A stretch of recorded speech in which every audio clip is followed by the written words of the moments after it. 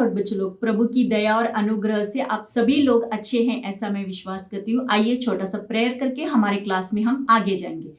प्रमाण पवित्र परमेश्वर तेरे नाम की स्तुति करते हुए तेरा धन्यवाद देते हैं परमेश्वर, दिया हुआ इस मौका के लिए प्रभु तेरा धन्यवाद देते हैं बच्चों को, और मैं अपने आप को तेरे हाथों में सौंपती हूँ। आज का क्लास भी सिखाने के लिए तेरी कृपा और दया उंडेल प्रभु, एक मन एक चित्त के साथ उन लोग को भी ग्रहण करने के लिए तेरी कृपा दे परमेश्वर। ये हमारे जीवन में अवलंबन करने के लिए प्रभु तू सहायता और मदद कर। सारा महिमा गौरव आदर तुझे देते हुए यीशु के नाम से मांगते, आमेन। लेसन नंबर 36 जॉन हस्क और जेरोम के बारे में देखेंगे। तो पठन भाग देखेंगे आज का। दूसरा तिमोथी 4 अध्याय का 7-8 वचन, याकूब की पत्री पहला अध्याय का 12 वचन, पहला पत्रस 1 अध्याय का 6 और 7 वचन। आज का मेमोरी वर्स हम देखेंगे दूसरा करंती 4 अध्याय का 17 और 18 वचन। क्योंकि हमारा पल भर का हल्का सा क्लेश हमारे लिए बहुत ही महत्वपूर्ण और अनंत महिमा उत्पन्न करता जाता है, और हम तो देखी हुई वस्तुओं को नहीं परंतु अनदेखी वस्तुओं को देखते रहते हैं, क्योंकि देखी हुई वस्तु थोड़े ही दिनों की है परंतु अनदेखी वस्तु सदा बनी रहती है। 2 Corinthians chapter 4 verse 17-18। For our light affection, which is but for a moment, is working for us a far more exceeding and eternal weight of glory, while we do not look at the things which are seen, but at the things which are not seen. For the things which are seen are temporary, but the things which are not seen are eternal। तो बच्चों लोग, इस lesson का मुख्य संकल्पना कुछ इस प्रकार से है। मैं सलीब को देखते हुए आगे जाता हूँ, मैं यीशु के लिए लड़ता हूँ, चाहे मैं क्लेश की रोटी खाना भी हो, चाहे कष्ट का पानी पीना भी हो, मेरा शरीर कष्ट में दुर्बल हो, सब कुछ विरोध हो जाए, मेरे अंतिम श्वास तक मेरे उद्धारकर्ता के लिए मेरे प्राण भी अर्पण करता हूँ। तो अन्नम्मा जो एक मलयाली महिला है, उन्होंने अपने जीवन के अनुभव के जो बात है इन्होंने यहाँ पे वर्णन किया हुआ है। तो बच्चे लोग, हमने लास्ट क्लास में विलियम टिंडेल के बारे में सीखा था, उसके कुछ हेडलाइंस देख के हमारे लेसन में हम आगे जाएंगे। तो विलियम टिंडेल बचपन से ही उसके मन में एक आशा थी कि मुझे बाइबल का अनुवाद करने का, उसमें उसको इंटरेस्ट था। तो अपनी पढ़ाई पूरी करने के बाद, मतलब एक अच्छा यूनिवर्सिटी में, ऑक्सफोर्ड और कैम्ब्रिज जैसे यूनिवर्सिटी में अपनी पढ़ाई पूरी करने के बाद वो उस काम के लिए, उस लक्ष्य के लिए वो लग गया। लेकिन वहां पे जो इंग्लैंड में दौर चल रहा था, मतलब रिफॉर्मेशन पीरियड, तो उस समय में मार्टिन लूथर और जॉन विक्लिफ जैसे लोगों के विचारधाराओं से वो भी सहमत था। तो इसके लिए कैथलिक धर्म के जो गलत शिक्षाओं के, मतलब जो पोप लोग जो गलत शिक्षा देते, उस बातों का वो कड़ा विरोध करने लगा। तो बच्चे लोग, उस समय में विलियम टिंडेल को 2 टाइटल्स मिले। तो सबसे पहला है the morning star of the reformation और फादर ऑफ इंग्लिश बाइबल। इस प्रकार से उसे 2 टाइटल मिले।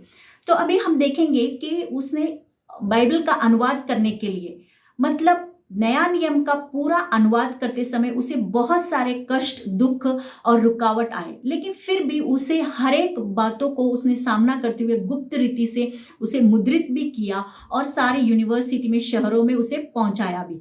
लेकिन इस दौरान वहां पे कैथलिक चर्च में ये बाइबल को इस्तेमाल करने का बैन लगा दिया और सारे बाइबल्स को इकट्ठा करके सेंट पॉल के चर्च के सामने उसे जला दिया।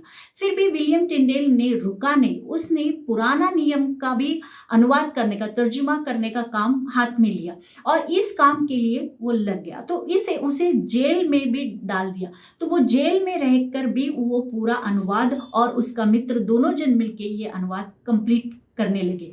लेकिन अनुवाद करते समय उसे मृत्यु दंड दिया गया। तो उस मृत्यु दंड के आखिरी शब्द में, मतलब उसे लकड़ियों के बीच में उसे जिंदा जलाते समय उसके आखिरी एक प्रार्थना थी कि हे प्रभु, इंग्लैंड के राजा की आंख को तो खोल। इस प्रकार से उसने प्रार्थना करके वो जिंदा शहीद हो गया। तो बच्चों लोग, देखा ना कि एक बाइबल का अनुवाद करने के लिए विलियम टिंडेल ने अपने जीवन का बलिदान किया।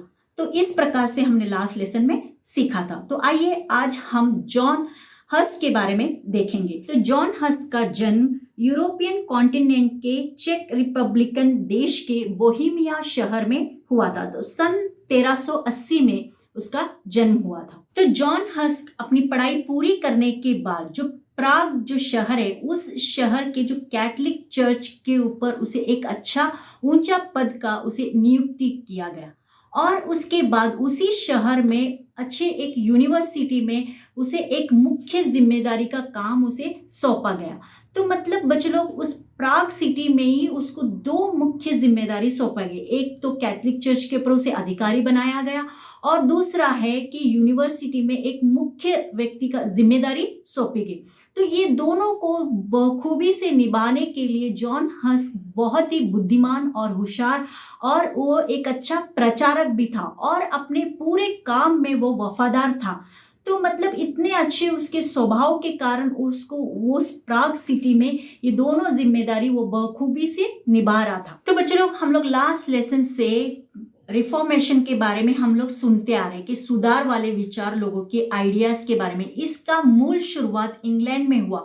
तो इंग्लैंड से लेके वो फैलते फैलते प्राग और बोहेमिया शहर तक वहां पे पहुंचने के बाद तो उन लोग जो रिफॉर्मेशन के विचार वाले लोग कौन कौन थे, मार्टिन लूथर और जॉन विक्लिफ जैसे लोगों के विचार, उन लोगों ने पोप की जो गलत शिक्षाओं को विरोध किया था और परमेश्वर का सच्चा वचन हर एक जगह फैलाते। तो इस विचार से जॉन हस्क और जेरोम भी बहुत सहमत था। इसके लिए वो प्राग सिटी में बोहेमिया शहर में भी उन लोगों ने पोप के गलत शिक्षाओं का कड़ा विरोध करते हुए परमेश्वर की सच्चाई के पक्ष में उन लोग खड़ा रहते हुए परमेश्वर का वचन और सच्चाई को पूरे शहर बोहेमिया शहर में उन लोग फैलाना शुरू किया।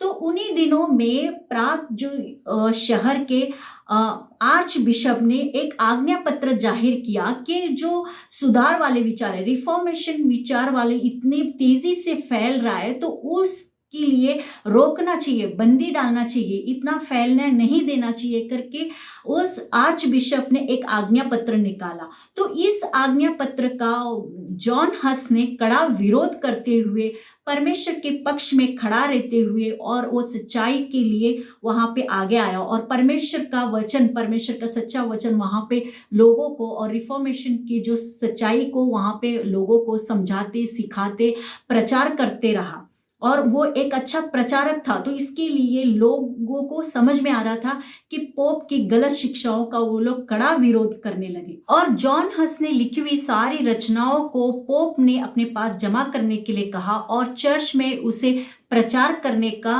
वो निषेध किया, मतलब प्रचार करने का बंद किया। तो इतना ही नहीं बल्कि उसे चर्च में से हटा भी दिया। तो बच्चे लोग इतना उसको पोप लोग और कैथलिक लोग सताने लगे, उसे तकलीफ देने लगे, सतावट आया, तो भी जॉन हस रुका नहीं बल्कि वो अपने गांव में जाकर परमेश्वर का सच्चाई को वहां पे वो प्रचार करने लगा, प्रभु के पक्ष में वहां पे वो खड़ा रहा। उसके बाद जॉन हस्क सन 1414 में जर्मनी में गुप्त रीति से उसे गिरफ्तार करके उसे जेल में डाल दिया गया। तो इतना जेल में डालने के बाद वो दुख भोगते हुए, सजा सहते हुए और उसे पोप लोगों ने मृत्यु दंड का आज्ञा दिया। तब उसके पास से याजक के वस्त्र के कपड़े उसके पास से निकाल लिया गया। फिर भी जॉन हस्क बड़े सहते हुए, दुख तकलीफ सहते हुए वो वहां पे रहते समय उसके ऊपर एक कागज का मुकुट बनाया और उस मुकुट के ऊपर अलग अलग भूत की चित्र निकाला और उसके ऊपर ये धर्म विरोधी है, हेरेटिक है, बोलने से ये धर्म का विरोध करने वाला व्यक्ति है करके इस प्रकार से उस कागज के मुकुट के ऊपर लिखकर उसके सर के ऊपर रख दिया और सारे लोगों के सामने बड़े हंसते हुए उसने क्या सोचा कि अपने मन में सोच रहा था कि मेरे प्रभु के लिए कांटों का मुकुट मिला तो मुझे भी यही मिलेगा करके उसने प्रभु के लिए बड़े दुख और कष्ट को बड़े सहते हुए वो मृत्यु के लिए आगे गया और उसे एक लोखंडी रॉड से बांधकर, रस्सियों से बांधकर और चारों तरफ लकड़ियां रखकर और उस लकड़ियों में आग लगाया और वो बड़े खुशी से परमेश्वर की स्तुति गाते हुए परमेश्वर की महिमा कर रहा था। जैसे जैसे आग के लिपटे बढ़ते बढ़ते गए और गर्दन तक पहुंचे तब तक उसका आवाज बढ़ते ही गया और बाद में गर्दन तक जब वो आग के लिपटे आए तब उसका आवाज धीरे धीरे धीरे कम होते एकदम साइलेंट हो गया। तो देखा ना बच्चों लोग, जॉन हस ने परमेश्वर की सच्चाई के लिए वो प्रभु के पक्ष में खड़ा होते हुए वो जिंदा शहीद हो गया। तो बच्चों, अभी हम प्राग के जेरोम के बारे में देखेंगे। तो जेरोम का जन्म प्राग शहर में हुआ था और उसी शहर से जॉन हस भी वहां पे रहता था। तो उसी शहर से होने के कारण उनकी अच्छी मुलाकात हुआ करती थी और वे दोनों जन अच्छे एक मित्र थे। तो जॉन हस की तरह ही जेरोम भी बहुत ही विद्वान और होशियार व्यक्ति था। तो प्राग यूनिवर्सिटी से अपनी पढ़ाई पूरी करने के बाद यूरोप के हर एक विश्वविद्यालय में जाकर वो सेमिनार लिया करता था। तो इस प्रकार से जॉन हस की तरह जेरोम भी बहुत ही प्रचलित था, मतलब एक प्रचार के ऊपर बोलो और सेमिनार्स लेने के लिए वो बहुत ही प्रसिद्ध था। तो उन्हीं दिनों में इंग्लैंड में जो रिफॉर्मेशन का पीरियड चल रहा था, मतलब सुधार वाले विचार की जो समय चल रहा था, उस समय में मार्टिन लूथर और जॉन विक्लिफ जो ऑक्सफोर्ड यूनिवर्सिटी से वहाँ पे उन लोग क्या करते थे कि जो रिफॉर्मेशन के जो विचार है उनके, जो पोप ने जो किया हुआ जो उसके गलत उपदेश को या पोप के गलत शिक्षाओं को कड़ा विरोध करते हुए परमेश्वर का सच्चा वचन को लोगों तक पहुंचाते थे, सच्चाई को उन लोग प्रकट करते थे। तो इस प्रकार का वो दौर चलते समय उन लोग क्या करते थे, रिफॉर्मेशन वाले लोग, ये जो सारे बातें हैं पत्रिका में लिखकर या बुक या मैगजीन्स में लिखकर उन लोग हर एक शहर में डिस्ट्रीब्यूट करते थे। मतलब हर एक शहर तक लोगों तक ये वचन पहुंचाने का, सत्य वचन पहुंचाने का काम करते थे। तो उसी समय में प्राग में भी जो जेरोम भी इस विचार से, मतलब रिफॉर्मेशन वाले विचारों से बहुत ही आकर्षित और प्रभावित हुआ। वो भी सारे मैगजीन्स को अपने भाषाओं में तर्जुमा करके प्राग शहरों में वो भी इस क्रांति में वो भी शामिल हो गया। तो इस प्रकार से वो भी रिफॉर्मेशन वाले लोगों के विचार को और कैथोलिक चर्च के जो पोप के गलत शिक्षाओं को वो भी कड़ा विरोध करता था। तो उसके मित्र भी उसे ये बातों में, मतलब रिफॉर्मेशन की बातों में परमेश्वर की सच्चाई को फैलाने के लिए जॉन हस भी उसका साथ देते हुए ये दोनों मित्र मिलकर सारे बोहेमिया शहर में परमेश्वर का सच्चाई को प्रचार करते हुए और लेख के द्वारा सच्चाई को लोगों तक प्रकट करने का ये काम करते थे। तो बच्चों, हमने थोड़ा देर पहले ही सुना था कि जॉन हस को धोखे से गिरफ्तार कर लिया गया। तो उसी समय, मतलब उस समय 3 महीने पहले ही जर्मनी के कॉन्स्टेंस शहर में जेरोम भी उसे आकर मिला। तो ये घटना 4 अप्रैल 1450 एडी में हुआ। तो मतलब वो दोनों मित्र लोग 3 महीने पहले ही वो लोग गुप्त रीति से उन लोग मिल के ये काम करते थे। लेकिन वहां पे जॉन हस को गिरफ्तार करने के बाद अभी जेरोम वो अकेला रह गया। तो वो देख रहा था कि जॉन हस के ऊपर पोप लोग जो कर रहे हैं गलत बातों का अन्याय को वो देखते हुए उसके मन में बहुत ही वो दुखी होकर उदास हो गया और ये सारे पोप के गलत उपदेशों को और उसके ऊपर आने वाले सतावट को देखते हुए वो मन ही मन बहुत निराश होकर, हताश होकर वो सोचा कि मैं पीछे हट जाऊं। लेकिन उसी समय में उसके दुश्मन लोगों को ये बात का पता चला। तब जेरोम को भी उन लोगों ने गिरफ्तार करके हर्ष जेल में उसे डाल दिया गया। तो ये घटना 25 मई सन 1416 में हुई। तो मतलब वहां पे गिरफ्तार करने के बाद बच्चों लोग, उन लोग क्या करते हैं, तो आप लोगों को मालूम है, एक व्यक्ति गिरफ्तार होने के बाद लोकल जेल से, फिर उसके बाद डिस्ट्रिक्ट लेवल, फिर स्टेट लेवल, फिर सेंट्रल जेल, ऐसे अलग अलग जेल में तो उसको न्याय ठीक से नहीं मिला। तो इस प्रकार से जेरोम भी अलग अलग जेलों में वो घूमते ही रहा। मतलब 340 दिन तक वो घूमते ही रहा, लेकिन उसको न्याय नहीं मिला। तो उसके बाद आखिरी में जब उसने कहा कि मैं अपने विश्वास को प्रकट करूंगा, तो ये बात पोप के लोगों, अधिकारी लोगों ने कहा कि इसे एक आखिरी मौका दिया जाए कि वो वापस से कैथोलिक विश्वास में वो आएगा करके। इस बात को सोचकर वे लोगों ने उसको अनुमति दिया कि तू अपना विश्वास को कबूली कर और फिर से तू कैथोलिक धर्म में आ जा करके। उन लोगों ने अनुमति देते समय जेरोम ने भी यहाँ पे वो डरा नहीं, बल्कि सच्चाई के पक्ष में, परमेश्वर के पक्ष में ही खड़ा रहते हुए वो बड़े धैर्य और हिम्मत के साथ उन लोगों को सामना करते हुए सच्चाई के लिए वहां पे वो खड़ा रहा। तो ये बात देख के पोप और उसके अधिकारी लोगों को बहुत ही गुस्सा आया कि आखिरी मौका देते समय भी वो पीछे मुड़ा नहीं, बल्कि वो ये अपने विश्वास में और परमेश्वर के पक्ष में खड़ा रहते हुए वो हंसते हंसते वो उस बात के लिए वो आगे चले गया। तो जिस जगह पे, मतलब जॉन हस को जिस जगह पे उसे शहीद किया गया, उसी जगह पे जेरोम को भी शहीद करने का निर्णय लिया।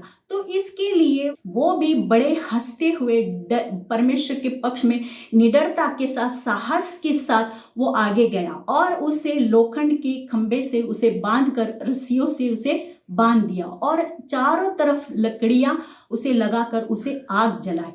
तो उस जलते हुए आग में भी वो भी परमेश्वर की स्तुति और आनंद के साथ गीत गाते हुए परमेश्वर की वहां पे वो महिमा कर रहा था। जिस प्रकार से जॉन हस ने किया था, उसी प्रकार से वो भी परमेश्वर की महिमा कर रहा था। और जैसे जैसे आग की लिपटे बढ़ रहे थे, वैसे वैसे उसका आवाज बढ़ता ही गया और जब गर्दन तक उसका आग पहुंचा, तब उसका आवाज भी धीरे धीरे धीरे कम होते हुए एकदम बंद हो गया।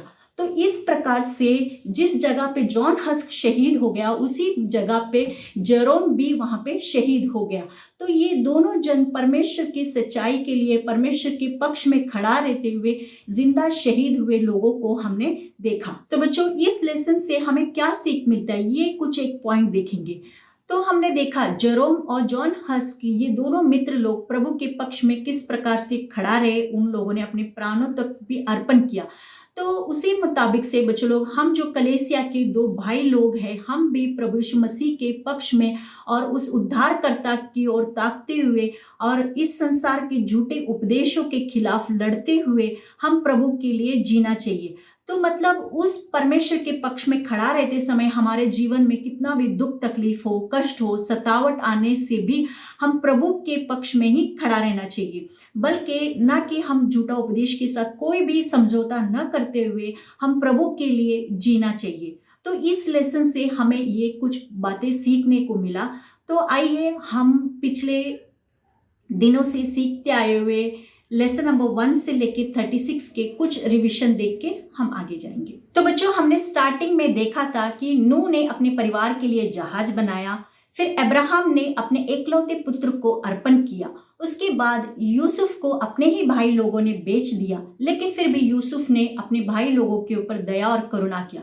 उसके बाद हमने देखा कि हारून महायाजक का मिलाप वाले तंबू में किस प्रकार से उसके कामों को हमने देखा। उसके बाद यहोशू ने इजराइल लोगों को कनान देश के लिए उसका नेतृत्व को हमने देखा। फिर उसके बाद इजराइल में सबसे पहली महिला स्त्री देबोरा के बारे में देखा और आखिरी में हमने देखा कि शिमशोन जो परमेश्वर का एक नाजिर था। उसके बाद हमने शाऊल के बारे में देखा, शाऊल जो परमेश्वर का अनाज्ञा करके परमेश्वर का कोप उसके ऊपर भड़का। उसके बाद हमने सुलेमान राजा जो परमेश्वर के लिए एक भव्य मंदिर बनाया और उस मंदिर के अंदर परमेश्वर की उपस्थिति आई। तो उसी का बेटा रहोब्याम के समय में इजराइल 2 भागों में बांटा गया। फिर बाद में हमने आहाब के बारे में देखा।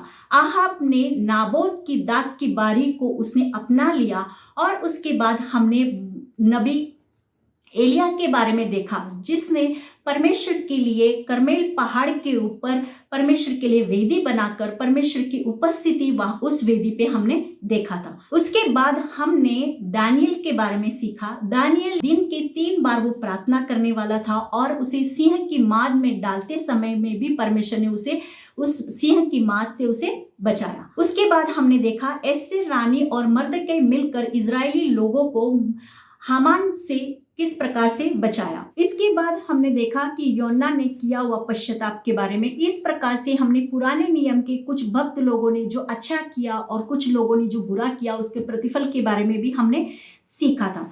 तो बच्चों लोग, अभी हम नए नियम के परमेश्वर के भक्त लोगों के बारे में देखेंगे। तो सबसे पहले नए नियम के सबसे पहले हमने देखा था यूहन्ना बपतिस्मा देने वाले के बारे में, जो जंगल में परमेश्वर के राज्य के बारे में वो पुकार रहा था।